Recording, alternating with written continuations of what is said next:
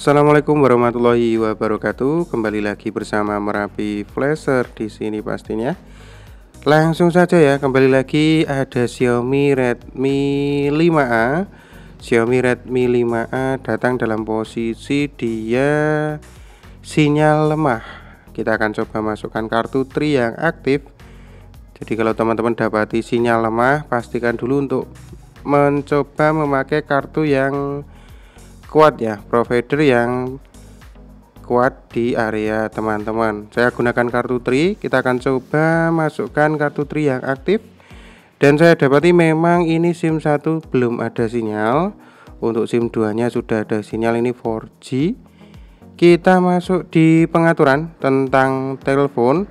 Kita akan cek untuk versi pita basis. Ini versi pita basis aman. Baru kita akan coba cek di bagian email ya. Untuk langkah pertama seperti itu. Biasanya saya gunakan versi pita basis dan email untuk cek bagian software. Ini tentunya bagian software aman, sinyal juga muncul. Selanjutnya kita cek di bagian pencarian jaringan manual. Kita coba jaringan seluler ini. Kita akan coba masuk ke pencarian jaringan manual. Untuk pencarian jaringan manual ternyata saya dapati sinyal 3G dan 2G ini masuk ya, 2G 3G ini masuk. Namun untuk sinyal 4G nya malah ngumpet ini. Padahal untuk SIM satunya tidak kita temukan apapun. Coba kita daftarkan otomatis. Ini 8G dan 3G nya masuk, namun 4G nya tidak masuk.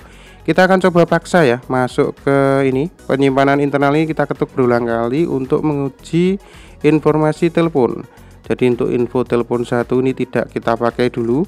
Kita masuk ke informasi telepon 2. Coba kita paksakan ke mode WCDMA atau 3G ya. Kita akan coba paksakan untuk ke 3G only. Apakah di sini dia mampu? Dan ternyata mampu berubah ya ke HSDPA atau 3G only. Kita coba gantikan lagi. Apakah masuk? Ini kita akan coba paksakan ke GSM atau mode 8G only. Tidak kita ketahui. Jadi mungkin memang sinyal lemah seperti ini kebanyakan di bagian hardware ya yang bermasalah. Kita coba LTE only atau 4G only, belum kita dapati. Ya ini masuk 4G nya.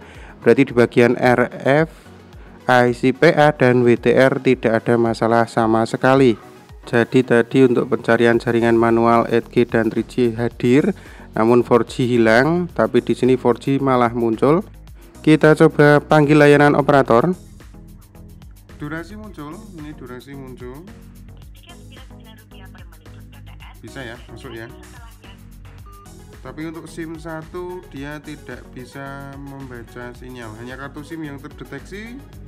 Namun untuk sinyal tidak ada. Sedangkan kita cari jaringan manual tadi hanya kita dapati sedikit ya untuk providernya. Untuk info telepon 2 kita pilih ke WCDMA dan 4G hanya kita dapati 1 bar. Kasus-kasus seperti ini kebanyakan larinya ke hardware.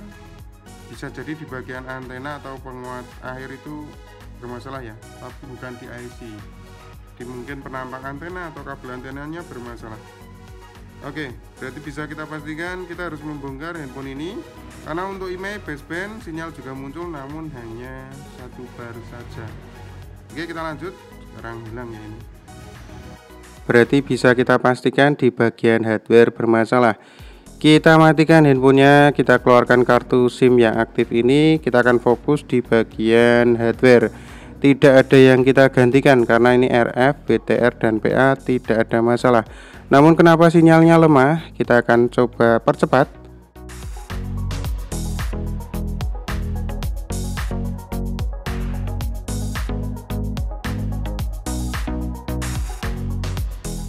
Dan bisa teman-teman lihat di sini ternyata tidak ada kabel antena, namun hanya seutas kabel jumper. Ini masuk ke sela-sela ini ya, dan menuju ke UI board. UI board di sini ada penampang antena. Saya coba bongkar. Ya, di sini ini penampang antenanya masih bagus. Ini langsung tersambung satu jalur saja masuk ke PCB atau mesinnya. Sedangkan ini ada kabel original namun tidak digunakan, hanya dilem seperti itu ya, seakan-akan tersambung. Padahal ini ada sisa-sisa lem ini. Jelas ini tidak digunakan kabel antenanya dan hanya menggunakan kabel jumper. Ini tidak recommended ya. Tidak benar untuk cara seperti ini. Kita harus gantikan karena di sini untuk U-board bawah penampang antenanya juga masih bagus. Ini antena ada di bagian itu ya, penutup dan buzzernya kita gunakan sebagai antena. Sedangkan ini U-board harus tersambung di bagian PCB atas menggunakan kabel antena yang benar, bukan kabel jumper seperti itu ya. Itu pun hanya satu utas, jadi sangat tidak dibenarkan ya, sangat tidak recommended. Kita copot saja. Jadi PR kita di sini adalah untuk menghubungkan kembali kabel antena yang hanya sepanjang itu ya, yang belum cukup untuk langsung dipasang. Kita akan sambung pakai kabel antena yang lain. Kita wajib untuk menyambungkan kabel antena karena di sini tidak cukup dan saya dapati kabel antena yang lain. PR saya di sini saya akan menyambungkan karena terus terang saya sendiri belum tahu ini ada yang jual atau enggaknya untuk kabel antenanya.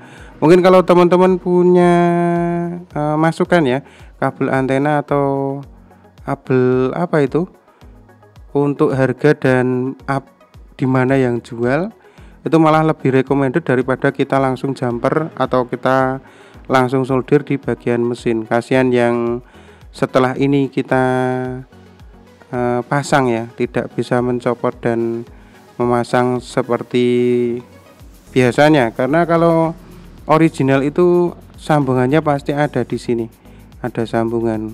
Di sini kita wajib untuk jumper di bagian tengah yang masuk resistor dan langsung ke penampang antena seperti itu. Jalur tengah ini yang wajib kita hubungkan, tengah dapat tengah, dan yang ketiga lainnya itu grounding. Saya akan buang dulu. Kita wajib untuk menjumper di bagian tengah itu saja. Ini yang di U-board saya akan coba bersihkan dulu.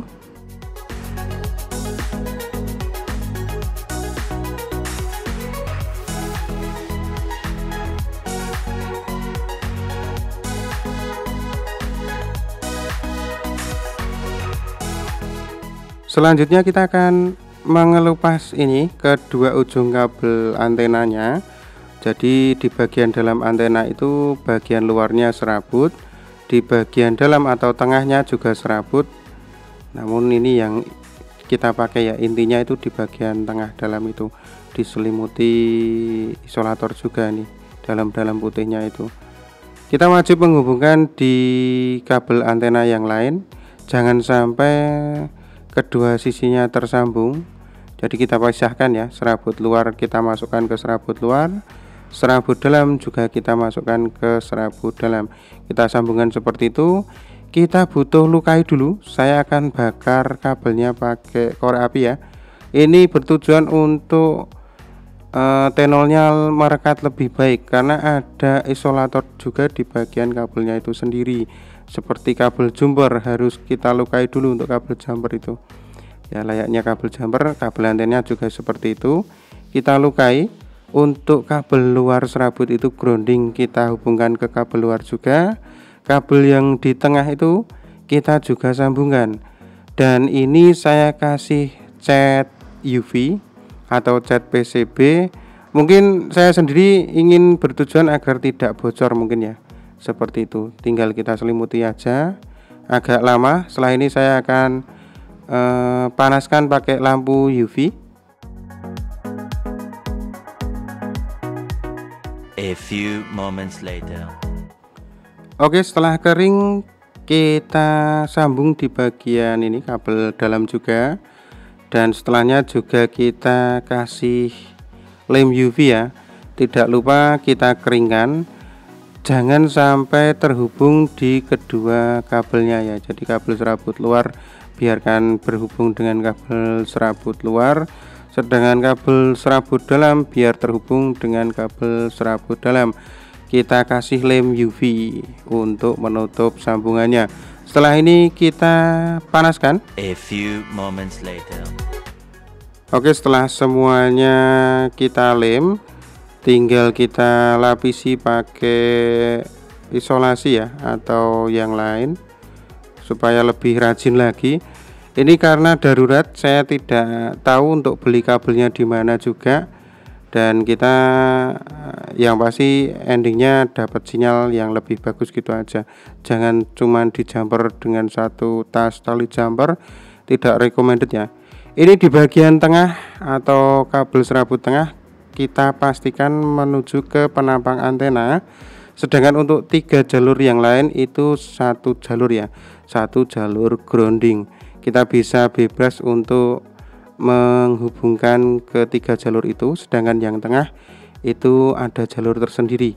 Jangan sampai tertukar, tengah dapat ke penampang, yang lain dapat grounding. Kabel luar itu dapat grounding, kabel serabut luar dapat grounding, kabel serabut dalam dapat penampang antena.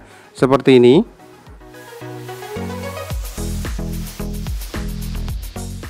Oke, sudah siap untuk UI boardnya. Setelah ini kita lem lagi pakai cat UV dan kita keringkan ya. Kita panaskan pakai lampu UV juga agar lebih rajin tentunya.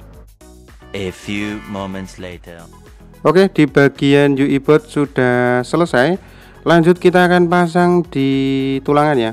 Kita akan pasang di tulangan, kita tutup penampang bagian bawah itu dan kita pastikan ya sudah presisi seperti ini. Penampang antena bagian bawah UI board juga sudah aman, kita rapatkan. Setelah ini kita akan fokus untuk penyambungan di bagian PCB atas.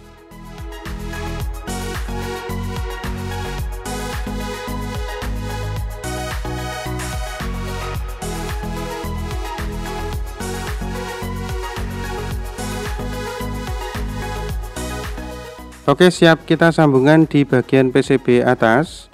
Jangan lupa kita pasang sekalian ya, nanti malah lebih ribet nanti kalau untuk kabel sudah terhubung namun ada kelengkapan yang belum kita pasang. Karena memang seharusnya ada soket untuk kabel antena, namun kali ini memang hadirnya sudah tidak ada ya, dan kita juga tidak punya kabel antenanya.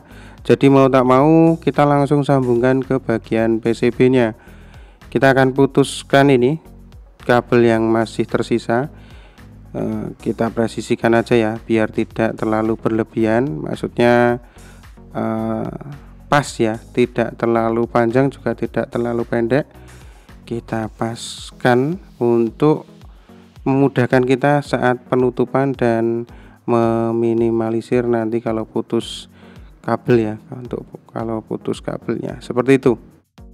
Saya lukai dulu pakai korek api untuk proses penyambungan ya. Kita berikan flux juga, nanti lebih mudah kalau kita sudah lukai. Untuk kita pastikan dulu untuk kabelnya sudah pas, tidak terlalu panjang dan tidak terlalu pendek seperti ini. Kabel tunggal kabel serabut tengah kita kasihkan ke bagian penampang yang tengah ya, karena ini memang bertujuan untuk menghubungkan UI board ke PCB nya, dan di bagian serabut luar untuk groundingnya. Oke, masuk ke penyambungan PCB seperti ini. Kita masukkan untuk jalur tengah ke jalur tengah seperti itu ya. Ini jalur tengah ke jalur tengah, ketiga jalur yang lain itu grounding, jadi bisa kita sambungkan ke titik manapun, tidak masalah. Yang pasti tengah dapat tengah, jangan terlalu panjang juga jangan terlalu pendek. Seperti ini kita langsung sambungkan saja, jangan sampai keduanya terhubung.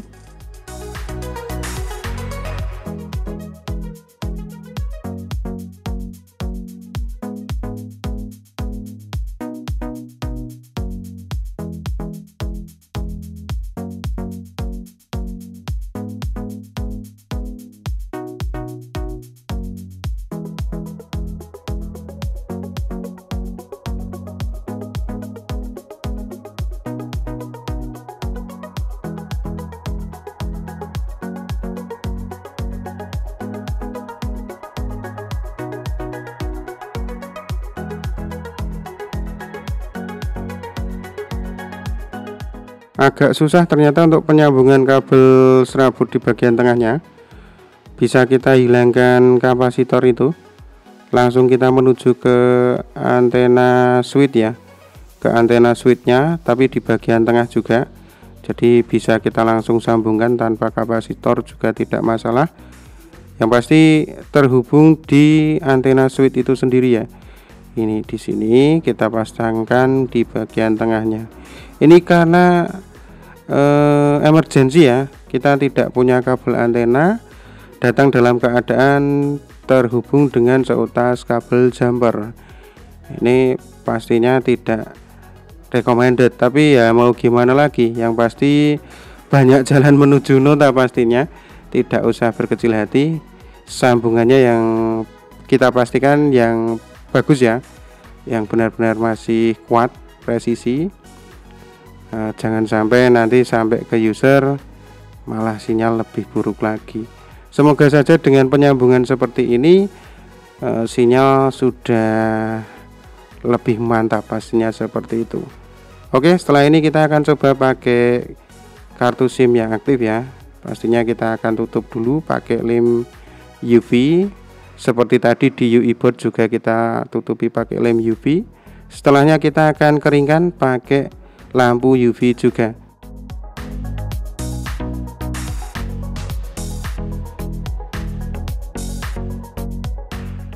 Oke, sudah kering ya. Tinggal kita rapatkan. Setelah ini kita akan coba cek pakai kartu SIM yang aktif pastinya. Semoga saja tidak ada masalah. Ini emergency, kita tidak punya kabel jumper. Kita tidak punya kabel antena. Namun jangan sampai kita jumper dengan satu tas kabel jumper, itu tidak recommended ya, dan jadinya nanti sinyal lemah seperti tadi. Kita wajib untuk mengganti kabel antenanya. Kita akan coba setelah ini tidak proses dubbing ya, tanpa proses dubbing.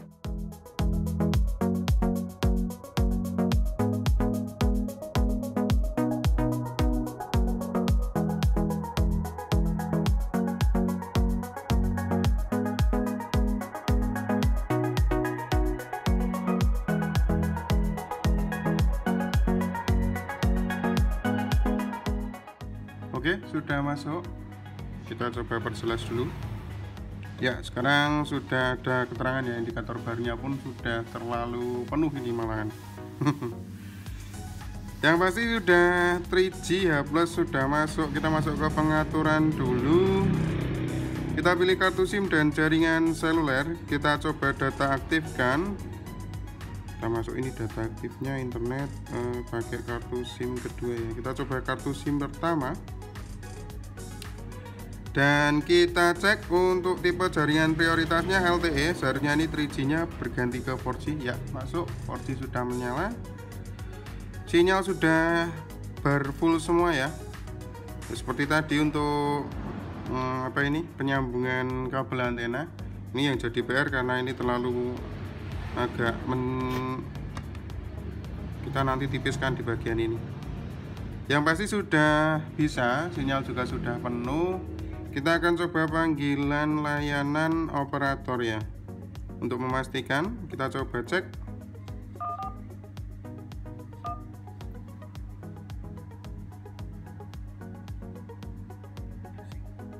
Oke, indikator durasi sudah masuk ya. Ini berganti menjadi H+. Mantap. Bersinyal sudah penuh semuanya. Jadi kesimpulannya nggak semua masalah sinyal itu karena isi BTR ya. Jadi kalau pencarian jaringan manual kita dapati, namun untuk sinyalnya terlalu lemah, bisa kita coba cara cek di atas ya. Cara cek seperti video yang tadi untuk penyambungan kabelnya. Dan handphone pun sudah normal kembali. Oke, semoga tutorial kali ini bermanfaat. Like jika bermanfaat pastinya, dislike jika tidak bermanfaat. Jangan lupa like dan subscribe-nya. Kembali lagi, jangan lupa like dan subscribe-nya. Wassalamualaikum warahmatullahi wabarakatuh. Banyak jalan menuju nota pastinya. Mantap.